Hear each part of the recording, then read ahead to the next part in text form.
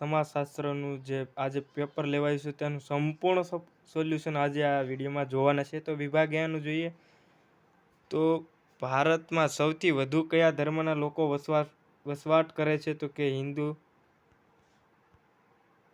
ત્યાર પછી બીજો પ્રશ્ન, ભારતમાં કેટલી ભાષાઓ બંધારણીય દરજ્જો ધરાવે છે તો એ 22। ત્રીજો, પારસીઓનું ધાર્મિક પુસ્તક કયું છે તો અવેસ્તા છે। ચોથો, ગ્રામીણ અર્થવ્યવસ્થા શેના પર આધારિત છે તો કૃષિ। પાંચમો, ટોટેમવાદ શેમાં જોવા મળે છે તો અનુસૂચિત જનજાતિમાં જોવા મળે છે। છઠ્ઠો પ્રશ્ન, મંડલ કમિશનમાં ભારતના કયા સમાજશાસ્ત્રી સોંપવામાં આવી હતી તો BMN શ્રીનિવાસને સોંપવામાં આવી હતી। સાતમો, ચિરંજીવી યોજના કયા પ્રકારની યોજના છે તો C આરોગ્ય અને પરિવાર કલ્યાણ।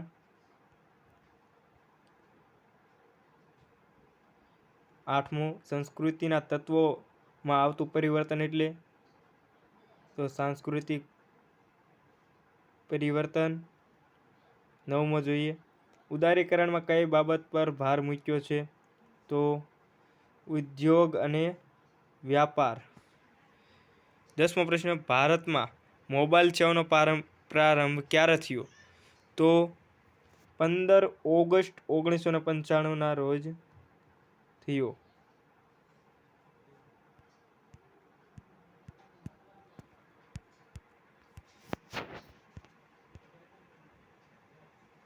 11મો પ્રશ્ન જોઈએ, ડિજિટલ કમ્પ્યુટરની શોધ ક્યારે થઈ તો 1946માં થઈ હતી। 12મો, નર્મદા વિરોધી આંદોલન કયા પ્રકારનું છે તો પ્રતિરોધાત્મક સામાજિક આંદોલન છે। 13મો પ્રશ્ન, બ્રહ્મો સમાજની સ્થાપના કોણે કરી હતી તો કે રાજા રામમોહન રાયે કરી હતી।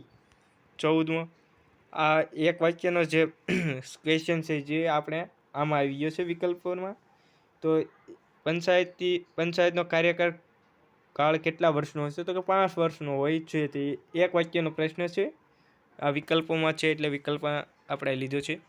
15મો જોઈએ, પંચાયતી રાજની સ્વતંત્ર પાયેથી શરૂ થયું છે આ વિધાન કોનું છે તો કે મહાત્મા ગાંધીનું છે।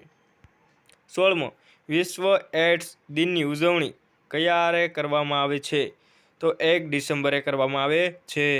17મો, એડ્સની સમસ્યા ભારત વિશ્વમાં કેટલામું સ્થાન ધરાવે છે તો 3જું ધરાવે છે।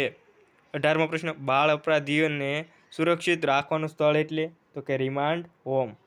19મો, ધોરણ ભંગ વર્તનની વ્યાખ્યા આપનાર વિદ્વાન કોણ છે તો હોટન અને હન્ટ છે। હવે જોઈએ વિભાગ બીનું સંપૂર્ણ સોલ્યુશન। શીખ ધર્મના 5 ક કોને કહે છે તો કે શીખ ધર્મના 5 ક આ રીતે છે, કેશ, કંધો, કડું, કચ્છ અને કિરપાનનો સમાવેશ થાય છે। બીજો પ્રશ્ન, જાદુના પ્રકારો જણાવો તો કે સફેદ જાદુ અને કાળો જાદુ।